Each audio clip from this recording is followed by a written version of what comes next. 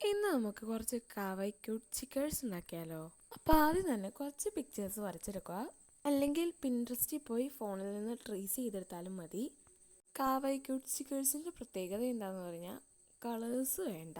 നമുക്ക് ഇഷ്ടമുള്ളത് പോലെ അതിലേക്കൊരു പിങ്ക് കളറ് ഡോട്ട് ഇട്ട് കൊടുത്തതായി. അപ്പോൾ അതിൻ്റെ ഇടയ്ക്ക് ഞാൻ എൻ്റെ ബാക്ക്ഗ്രൗണ്ട് ഒന്ന് മാറ്റിയെടുത്തിട്ടുണ്ട്. പിക്ചർ വരച്ചതിന് ശേഷം ഇതൊന്ന് കട്ട് ചെയ്തെടുക്കണം. കട്ട് ചെയ്യാൻ വേണ്ടി അതിൻ്റെ ജസ്റ്റ് കുറച്ച് പോർഷൻ വിടണം, അല്ലെങ്കിൽ സ്റ്റിക്കേഴ്സിൻ്റെ ഒരു ഫോം നമുക്ക് കിട്ടാൻ ചാൻസ് ഇല്ല. ഇനി ഒരു സെല്ലോ ടേപ്പ് എടുത്ത് അത് കമഴ്ത്തി ഒട്ടിച്ചെടുക്കുക.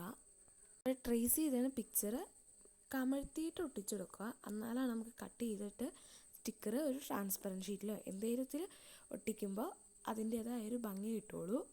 വേറെ ടൈപ്പിൽ നമുക്ക് സ്റ്റിക്കേഴ്സ് ഉണ്ടാക്കാം കേട്ടോ. ആ ഒരു ടൈപ്പ് ഞാൻ ഇതിനകത്ത് കാണിച്ചിട്ടില്ല. ഞാൻ നിങ്ങൾക്ക് വേറെ ഒരു വീഡിയോ ആയിട്ട് കാണിച്ചു തരാം. ഇതുപോലെ എല്ലാം കട്ട് ചെയ്തെടുക്കുക.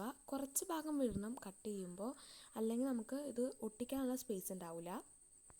അത് കഴിഞ്ഞതിന് ശേഷം നമുക്ക് ഇതൊന്ന് ട്രാൻസ്പെറൻറ്റ് ഷീറ്റിലോട്ട് ഒട്ടിച്ചെടുക്കാവുന്നതാണ്. എന്തിനാണ് ഇത്ര അകലത്തി വെച്ചതെന്ന് വെച്ചാൽ ഒരു സ്റ്റിക്കർ അത്യാവശ്യം സ്പേസ് ഇട്ടിട്ട് വേണം ഒട്ടിക്കാൻ.